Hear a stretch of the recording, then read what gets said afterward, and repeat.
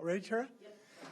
Yep. Good afternoon. We are here today to talk about some efforts we're taking to respond to the economic challenges that Washingtonians are having and are going to have as we go through the COVID-19 challenge. We know that we are heading for some really choppy economic waters. And like when we face any squall, we know that we're going to get through that squall and that storm. But it is going to be tough while we do that. And when I think of these things, I think of what my dad used to tell me, and that was, when you're going through hell, keep going. And so we are going to keep going as a state. We are going to take as quick and as resolute action as we can to help Washingtonians through these difficult times, and that's what we're talking about today. Joining us remotely is Seattle Mayor Jenny Durkan and Tacoma Mayor Victoria Woodards. They'll say a few things after my remarks. Both of them have been really strong leaders for their communities at this time. Also joining us remotely is our ESD Commissioner Suzi LeVine. She'll be available to answer questions should there be any after my comments. So today we're going to continue to take actions dealing with the health and today the economic security of Washingtonians. I'm pleased to say we have already distributed over $75 million of the legislature's $200 million allocation for our COVID outbreak response. And that's for state agencies and institutions to use for our statewide response. Now, I know acutely that folks who've been involved in the sit-down service in our restaurants and our bars, and those who've missed large gatherings because of this has caused some real economic hardship for our families and our small businesses and large businesses. So we want to do what we can do to help them. And to that end, I'm announcing today several measures to help relief for our workers, for our renters, and for our small business people. First, I'm announcing a statewide moratorium on evictions for failure to pay rent for residential tenants for the next 30 days. This is how this order will work. Residential landlords will be prohibited from serving a notice for default payment of rent. Residential landlords would be prohibited under this order from issuing a 20-day notice unless the landlord can show that action would be necessary for the health and safety of the tenant or other individuals. Residential landlords will be prohibited from initiating judicial action. I want to thank Attorney General Bob Ferguson and his team helping to craft this order. I appreciate their partnership. We've had some good news from the federal government today related to housing. The Federal Housing Finance Agency directed Fannie Mae and Freddie Mac to suspend foreclosures and evictions for at least 60 days due to the COVID-19 outbreak. We welcome that federal action. As you know, we're experiencing a rapidly growing number of workers who are off the job for lengths of time that exceed many workers' leave benefits. These are the same for workers who are not covered by our current social safety net. Therefore, I'm announcing additional help in regard to our unemployment benefits in the state of Washington. First, we are waiving the 1-week time period before you can get access to unemployment insurance. This will help money get into the unemployed Washingtonians' pocket as soon as possible when they urgently need it. Second, this order is retroactive to claims filed March 8th, the day of my first emergency rule, expanding unemployment insurance to more workers. I'm also continuing to work with the White House and our congressional delegation to establish this would give us the authority to serve impacted Washingtonians who are not otherwise eligible through the unemployment insurance program. We sent a letter to the Trump administration today asking for the president to make a national disaster declaration, and the importance for several reasons, but one of the foremost is that today Washingtonians who have not accumulated, I believe it's 680 hours, would not have access to unemployment insurance.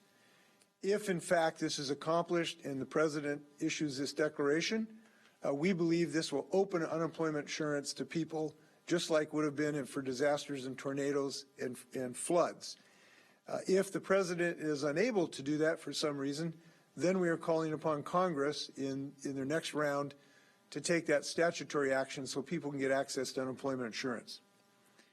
I think this is very important for families that are obviously going to be so stressed, but it's also important for the economy to make sure that money gets distributed so that those families can be good consumers and keep dollars flowing through our economy.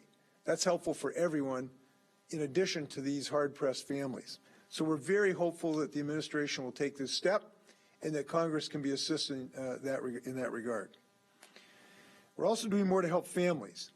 Under my direction, the Department of Social and Health Services will expand eligibility for the Family Emergency Assistance Program to include families without children. We think this can be very helpful to quite a number of families. I'm also calling on all public utilities to offer ratepayer assistance. I'm asking that public utilities waive late fees for customers who are out of work or offering customers payment plans and expanding bill assistance programs for customers who are economically impacted by this emergency. Many utilities have already taken this step. We appreciate their leadership. That includes Seattle City Light, Puget Sound Energy, Tacoma Public Utilities, and the Snohomish Public Utility District, who acted early to address the needs of their customers soon after the outbreak. And I just want to note that we see so many acts of civic responsibility and compassion that are going on like this that the utilities took it upon themselves to do. We're seeing this from big businesses, small businesses, medium businesses, social clubs, neighbors. I got to tell you, it's just heartening when I see people stepping up the plate like these utilities have done. I'm also suspending certain restrictions on the Utilities and Transportation Commission to enable them to use funds to provide economic aid to customers affected by COVID-19. This will provide the Utilities and Transportation Commission authority to expand the use of the energy bill assistance funds to customers who are out of work or working significantly reduced hours as a result of the pandemic. And we realize it's not just employees who are hard-pressed. Small businesses are as well. Earlier this week, the Federal Small Business Administration approved my request for a disaster declaration, and it is anticipated that all counties in Washington State will be eligible. Congress recently approved up to $7 billion in SBA disaster loans for businesses impacted by the COVID-19 challenge. Additionally, up to $5 million of my strategic reserve funds will now be made available as small grants to small businesses across the state to help prevent closure due to COVID-19. The State Department of Commerce will coordinate the application process for those grants. In coordination with my office and the state's emergency management team, I've asked the state cabinet agencies to support economic retention, resilience, and recovery efforts. I'd like to thank Department of Commerce Director Lisa Brown and ESD Commissioner Suzi LeVine for co-chairing this effort. I'm also announcing tax collections relief for small businesses. Under my direction, the Department of Revenue will suspend penalties and interest payments on late tax payments. The state will offer payment plans on the core amount the businesses owe. This also means the suspension of enforcement actions such as forced collections. And these measures will be in place for at least 30 days. As you can see from these and other announcements, we recognize that we are in extraordinary times, and it is necessary to do what we can to help Washingtonians weather this storm.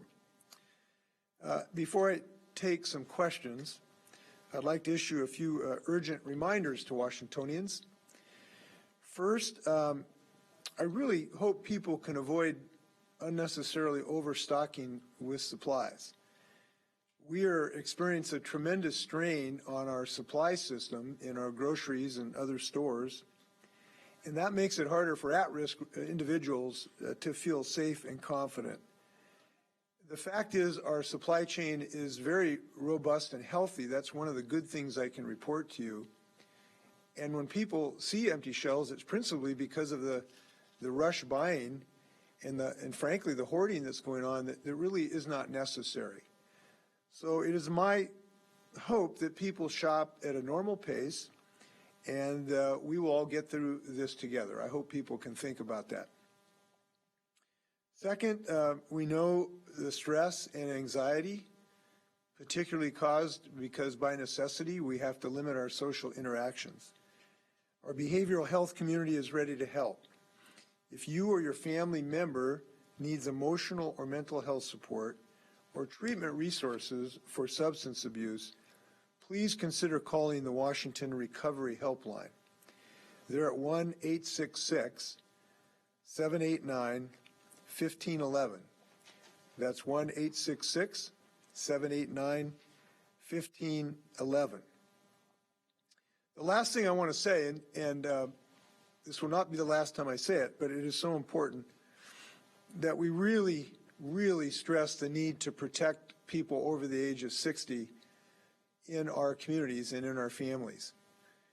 We know that something like 70 to 90% of the fatalities that have been experienced have been in people of over the age of 60 and those with serious underlying health conditions. And we know that if we were going to think of all the things we could do as Washingtonians today, it would be to encourage our parents, our grandparents, our uncles, our aunts to shelter in place so that they can save themselves from this scourge. We know that can be extremely effective, and it is our main weapon against this crisis. And we all play a part in that as sons and daughters and nieces and nephews to encourage our elders who we respect. We want to keep them around for years to enjoy them, and we're going to hope that we can encourage them to be respectful of themselves. It's just not a time for people over the 60 to going out to socialize and expose themselves to unnecessary risks. I was kind of reminded of this a couple hours ago. I called my old basketball coach, Walt Milroy. He was my coach at Ingram High School. And he's 100 years of age, and he's great health, totally with it, as knowledgeable about what's going on in the world as he was when he was our coach. And it was just really fun talking to him. And I want to keep that for years. And if we can all protect him and his generation, and frankly my generation, by reducing our social exposure, that's going to be a really good thing. Now, I have to admit, I was a little disturbed talking to the coach because somebody put up a little clip of my basketball team when I was playing back in 1969, and they just showed a few seconds of that, and it showed this guy shooting right over the top of me, and I, lifted my hands, but there wasn't a half inch between me and the floor. It was like I was nailed to the floor. And that was very disturbing to me because my recollection, I was a real leaper and blocking shots right and left. So that was a little disturbing. But we need to keep our old coaches going, and I hope people really double down on this effort. With that, I want to turn it over to Seattle Mayor Jenny Durkan.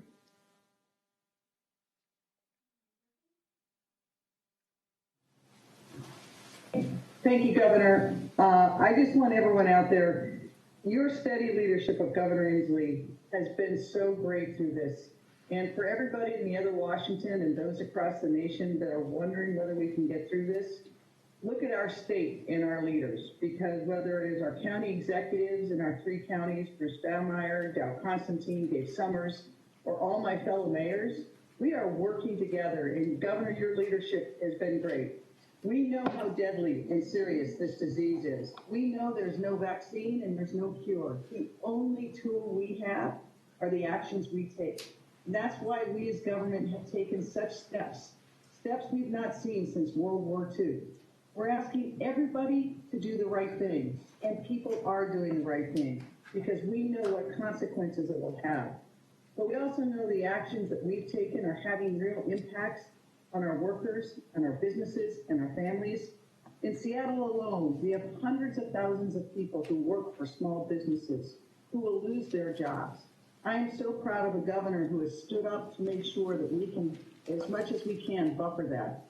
And in Seattle, we're taking initial steps to protect workers, our most vulnerable small businesses, but I know it will take all of us working together at all levels of government to get through this. Nationally, I think we need a bolder plan.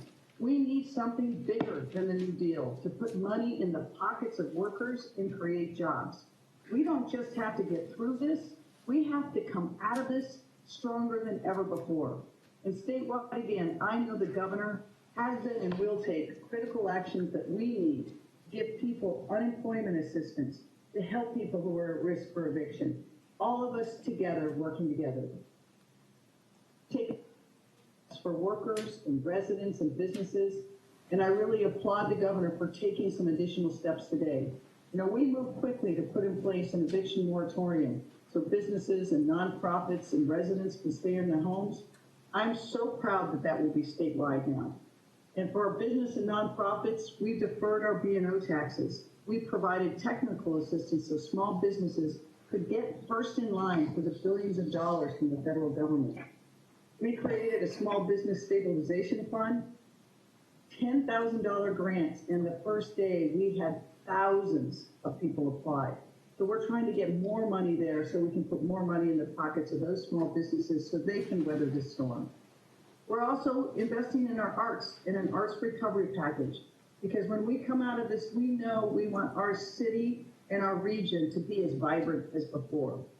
Even for the small things, like we're trying to create loading zones by our restaurants so when people come to get takeout, they can get their meals quickly, and those restaurants can operate and employ people. The tax relief announced today will also be critical in waiving interest, fees, late payments, all those things that stack up during a period of time when people are most uncertain. We know that we need this money to stay with small businesses and our workers, money in people's pockets. I want to commend the governor for reducing the waiting period for unemployment insurance and expanding cash assistance for low-income families. I know putting that to work immediately is going to make a huge difference, not just for Seattle, but for everybody across our state. I want to echo what the governor said. This is a hard time, and we're in the early days of what could be a marathon. We will see a lot of grief and a lot of hardship. But we will get through this. We will get through it if we pull together. And I have seen so many stories for 2.5 weeks that we've been in this in King County. And again, I just want to thank not just the local leaders, but our first-line healthcare workers. I was able to go to Harborview and see the people who are caring for those that are sick. They're heroes. Our first responders of fire and police out there every day to try to get people to safer places. And those that are working with our most vulnerable communities, they know that together we can get through this. It won't be easy, it will be tough, and at times it'll look even tougher than other times. But together we can build the kind of resilience we need to get through it and come out stronger. So again, I want to just thank the governor and all my fellow leaders across the state for pulling together on this time. But we're reflecting the toughness and the resilience of those people who are already on the front lines. The people who've lost people, the healthcare workers who are taking care of them and risking their own health and safety, and our first responders. So my gratitude is to everybody else, and to know that through this time together we'll get through. With this, I want to turn it over to my great friend and colleague, Tacoma Mayor Victoria Woodards. Thank you, Mayor Durkan, and thank you for your leadership as well in all of this. I too want to take the time to thank the governor for his leadership in taking this very bold step to protect our most vulnerable residents. I'm so glad that as I called the governor, we talked about this, that he got to work on this quickly. And I know that other cities have taken on suspending evictions, but I'm glad that we're taking it statewide. Governor, the work that you're doing to make it easier on our local government so we can focus on other issues right here at home is so important to us. So I, again, just want to express my extreme gratitude to you for taking this bold step and taking care of our residents.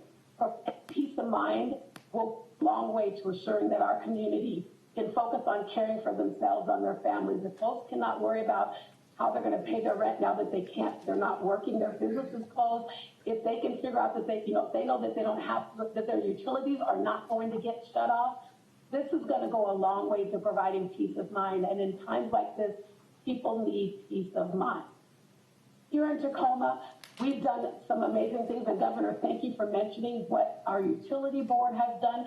Our utility board, along with our city council last night, we signed a package for $1 million, and also to ensure that people who can't pay their utility bills will get assistance.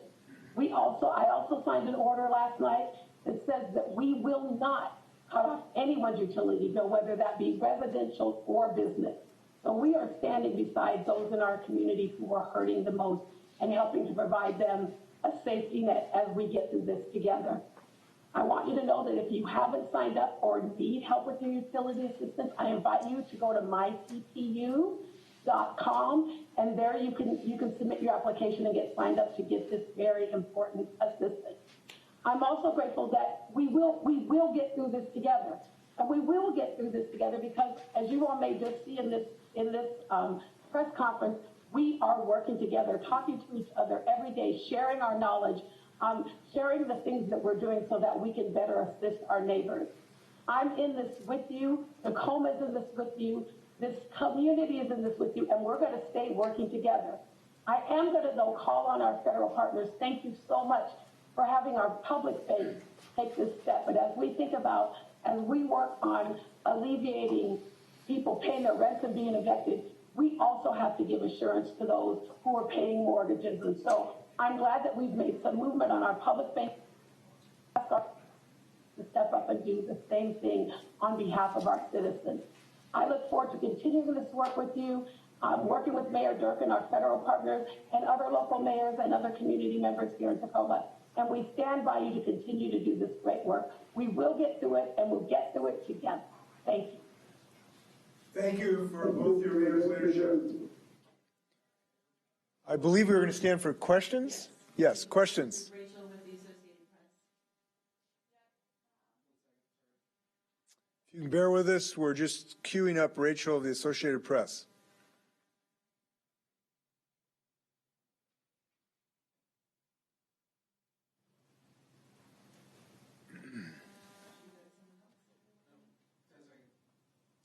We'll be right with you, Rachel, in a few seconds.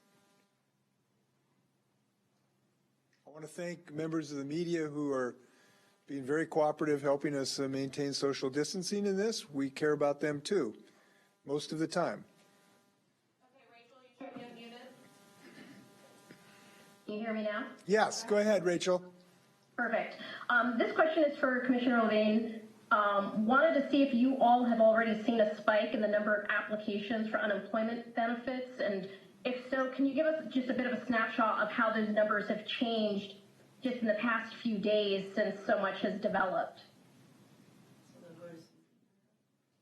Go ahead, Suzi. Can you hear me?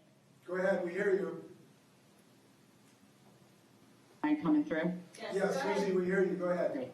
Hi, Suzi LeVine, the Commissioner for the Employment Security Department. Thank you so much for that question, Rachel. Last week, we will have the report out on the official numbers come tomorrow. And last week, we saw a spike of about 150% year over year.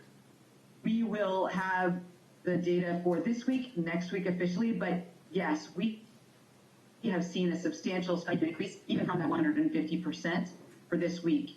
We also are asking the federal government and the U.S. Department of Labor for the ability to report more frequently and more immediately on this. As you might imagine, we have had a flood of requests, those who are eligible and those who are ineligible. And so we appreciate people's patience as we work through this tsunami of demand for unemployment insurance at this time.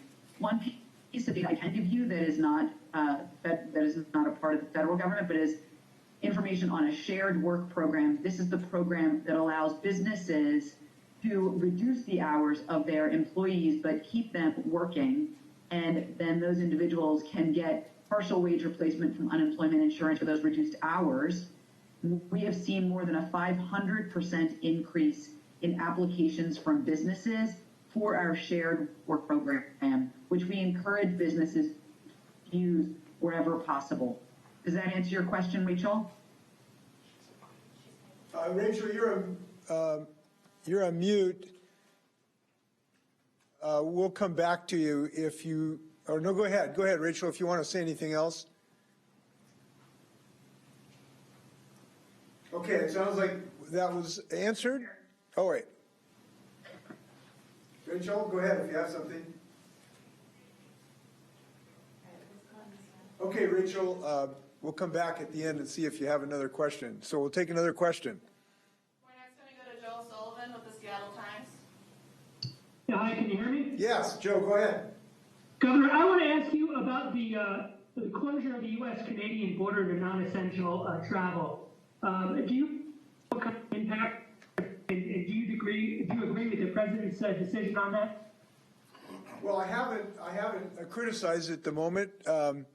It's a decision by the federal government, so I haven't really had time to focus on that issue. It will have some impact on us. My understanding is, and this, I've got to make sure this is correct, that we'll lose a ferry run to Victoria. These are hard national decisions. My understanding is both federal governments basically agreed to it. So what I'm telling you is I am not criticizing it at the moment. I do think it is helpful for all of us to not think of this as any one people or a nation's problem, and how we talk about it is appropriate.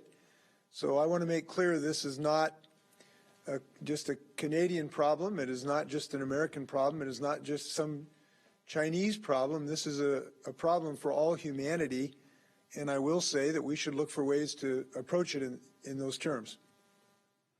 Next, we're going to go to Keith. Governor, we asked this yesterday. There are rumors abound that we're going to follow the lead of San Francisco Bay Area and do a shelter in place. What do you want to say regarding that, and how close are we to approaching that, and would the National Guard be used to enforce it? Well, listen, we could spend a lot of time trying to chase down rumors, and we got to focus on today's challenges today, and that's what we're doing to try to help the economic prospects of Washingtonians, and that's what we're focused on today. If we just spend our time trying to imagine scenarios, we're not going to be able to make progress, and I encourage people to try to focus on what we can do together today, and that's what we're doing. The COVID is expanding in our state. We're concerned about that, and we're making decisions as best we can on a daily basis. But today we're focused on helping people in their economic problems, and I'm glad that we can take some real steps in that regard. Well, Governor, we're getting close to that call. Listen, that is a futile thing to think about. Today we're making decisions to help people in their economic conditions. And we can't just try to speculate what may happen 30, 40, 60 days from now. It's just a futile exercise of chasing our tail. We got to pull together, be calm, be rational, and make good decisions today. I heard Jenny Durkan say something I thought was pretty perceptive. She said that there are no good choices under such a difficult situation, but there are good decisions. And if we're going to make good decisions, we got to pay attention to the evidence and the science, not rumors of future concerns. And that's what we're doing today. Next, we're going to go to Jim Camden with the Spokesman Review. Jim, you're on. Hi, can you hear me? Yes, Jim, go ahead. Two questions, if I could, sort of related. One is there going to be any assistance to landlords who can't evict tenants who may not be able to pay their rent? And secondly, if you've gone through 75 million of that 200 million in just a few days, that's a pretty fast burn rate. And what is the plan for a couple of weeks from now when that's gone? Well, it is possible to go back to the legislature for further authority, or we have some emergency authority ourselves, an existing law. And so I would not be shocked if there's not an additional expenditures above that amount. We thought it was very important to act quickly, and that's why we had early distribution of these sums, because these are really important decisions. Look, we've got to stand up shelter beds for people that are now sleeping, 12 inches apart, and we do not want to see this disease go through these shelters. It involves getting better medical equipment so that when the surge hits us, we will have better access to medical issues. So these things have to be done very quickly. And I want to comment that I've been very pleased at the bipartisan approach to this, and I want to compliment the Republican legislators who've had a handout to get this job done. And so I think we should be confident we'll have a good working agreement going forward if more is necessary.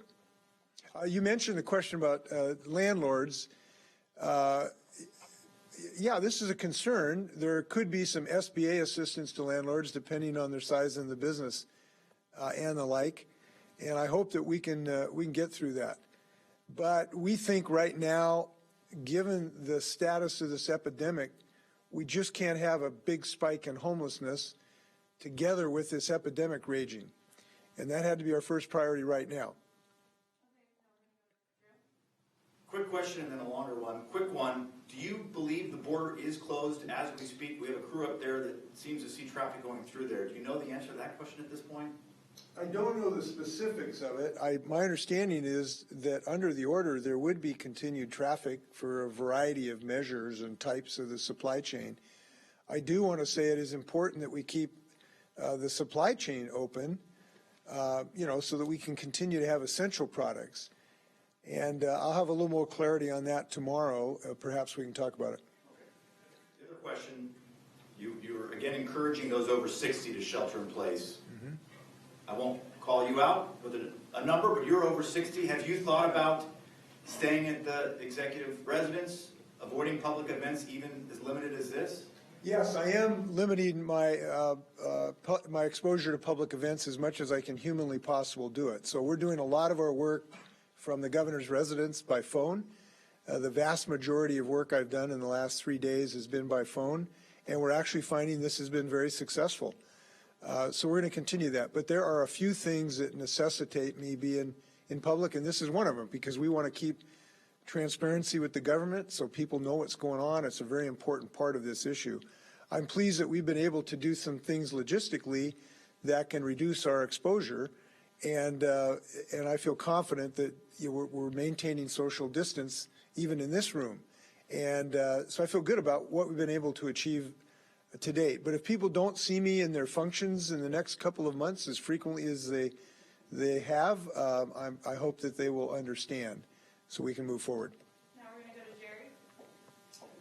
Governor, earlier today, President Trump said that the 2 U.S. Navy hospital ships would be dispatched, one to New York on the East Coast and one to a location on the West Coast. Will you ask him to send it to the Puget Sound, and how would you want to use it? Yes, we have asked the White House to deploy the Mercy, which is currently in California, to Puget Sound.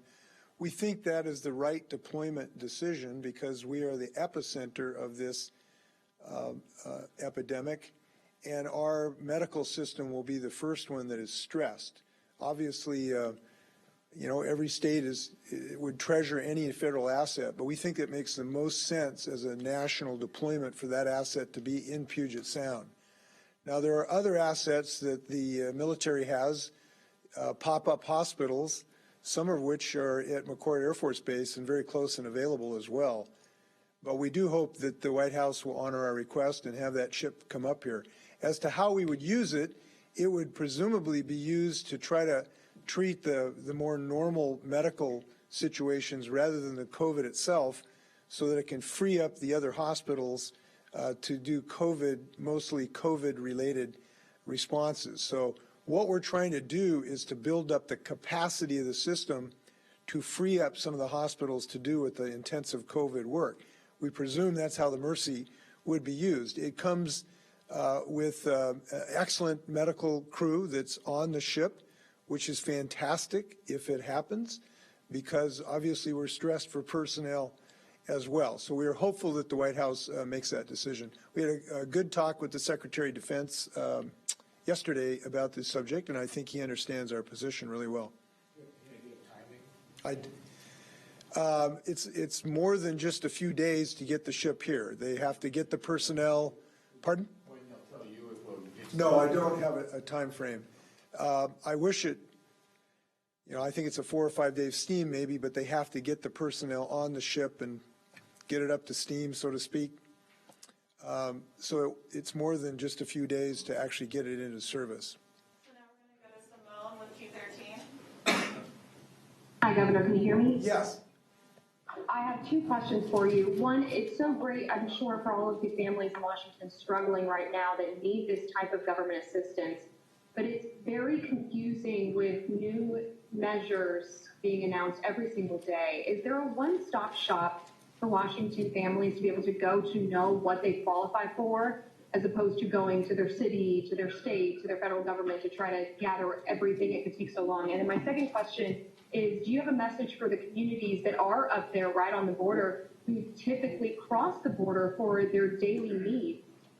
Now that we know about this closure, people are still allowed to go to stores and stuff mostly across our state. They're in a unique situation if some of the needs that they have are just across the border. Well, what I would say is I think they're going to have inconvenience, and obviously we'd rather not have that inconvenience. And look, there are so many ways that we're not going to be living what you and I would consider normal lives for some period of time, and I think this is one of them. And the people who are close to the border, that is just one more thing that will be different in their lives. But I am most hopeful that we can reduce those and make sure we get groceries and pharmaceuticals to those folks. I'm confident that we will be able to do that.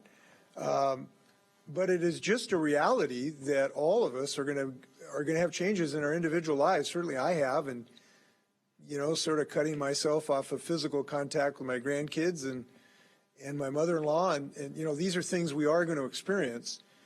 But I think we're resilient and we'll find solutions to these things. And I was reminded sometimes it's worthwhile listening to seniors, and I listened to my old coach who's 100 years old. He says, I lived through the Great Depression. I lived through World War II. I lived through Korea and Vietnam. He says, I've seen a lot. And his perspective is he would rather not be sort of isolated, in his home right now, but he wants to keep living. And so he's going to do that because he kind of thinks we're going to get through this too. And it's heartening to hear people talking in those terms. Your question about centralized information, I will see if there's something we can do to centralize it, but we do have multiple jurisdictions, and we will do what we can to make it as accessible to people as possible. Suzi, do you have any particular advice on that? I know that you have systems. Would you like to comment on that? We're going to see if we can dial up Suzi LeVine. Yeah, she's going to come up. Suzi? I'm here. Thank you so much. Suzi LeVine from the Employment Security Department. And so on our website, esd.wa.gov, we are trying to help people navigate through the different benefits in our economic system that are valuable. However, one thing I'll do is that the government has a centralized COVID-19 webpage that has a link out for economic recovery. And I would encourage folks to go to that URL, and the team, whether it is Tara or the rest of the team, can provide you with that link to the centralized Washington State COVID-19 page that then points out to health, economic, and other resources to try to provide that centralized hub that is a part of our overall emergency operations center. Great. Thank you. Two more questions, I think. So we're going to go to Greg with the Washington Post. Greg? No, I don't have a question at this time. Thank you. Thanks, Greg. Okay, so then we're going to go to Essex. The White House has proposed federal help, $1,000 check over a 2-month period, other federal aid. My question is the federal aid enough, and will it come fast enough? So I haven't seen the specifics of the proposal, so I don't really know the economic ramifications of it. I would say a couple things. This is a moment to go big and go fast and to be bold. When you have such a shock to our economy, which we know we are experiencing it is not a time for timidity or wrangling. It is time to get the money out the door into people's pockets so that we can maintain some degree of momentum in the economy. And I couldn't overstate that. So we are hopeful that the resistance to those kind of big, bold things that sometimes paralyze Congress will not reduce its ability to actually act big here. We've made some progress with the first tranche. I think there's going to be, in my opinion, much more needed. One of the pieces of this is this unemployment piece that I believe is maybe the single most important thing we've got to do of the pieces of the puzzle, because that gets money to the people who really need it. You know, we're not all equal economically, and these are the folks who really need it. And if we're going to pump out money, let's get it to the people who are most needy. Those who are unemployed, who are part-time workers, who have been laid off because of the restaurants shutting and the like, those are the most needy people in the country right now, and we got a great way to target it right to them really, really fast.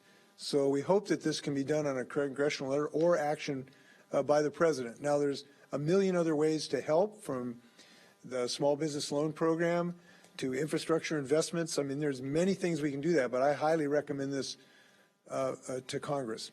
Final question, we're going to David with the Seattle Times. Yeah, hi, Governor. I wanted to ask again about more stringent regulations than we've taken so far, things like shelter-in-place orders and traffic wardens. Are you considering measures like that? Why or why not? And what factors go into that decision? Well, look, this is a day-to-day decision, and there are dozens of factors that go into this. We are intensely studying the epidemiological evidence every day to see what the progress of the virus is.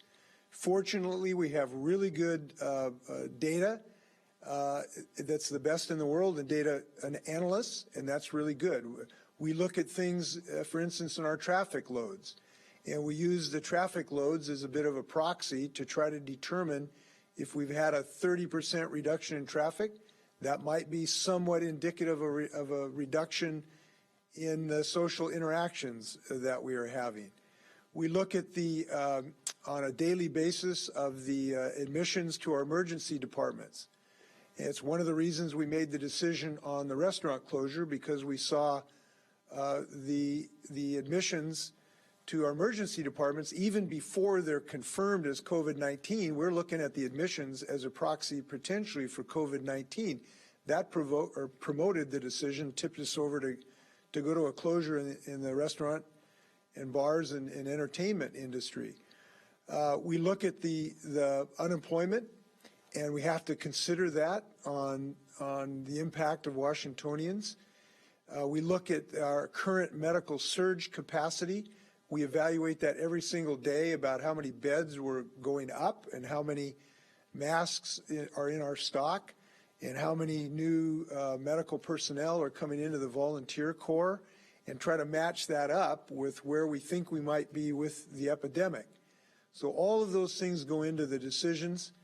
We look at it every day, or even hourly sometimes, to make these tough decisions. So far, I want to say that I've been pleased that Washingtonians seem to be pulling together to recognize that because we're all in this together, we've had to take some really tough actions. And so far, that seems to be a wide recognition. Certainly, I've heard this kind of from both parties. They recognize it's not a moment for ideological division, it's a moment for action, and that's what we've done. I hope that answers your question. Rachel, did you have any more? I wanted to come back to you if you had any more. We're going to see if Rachel had anything. Okay. Yes, Rachel, go ahead. I'm here. No, I was fine. Thank you for checking the mute. Okay. I was just having a problem earlier. Thank you, though. Thank you very much. Be safe. Wash your hands. Thank you.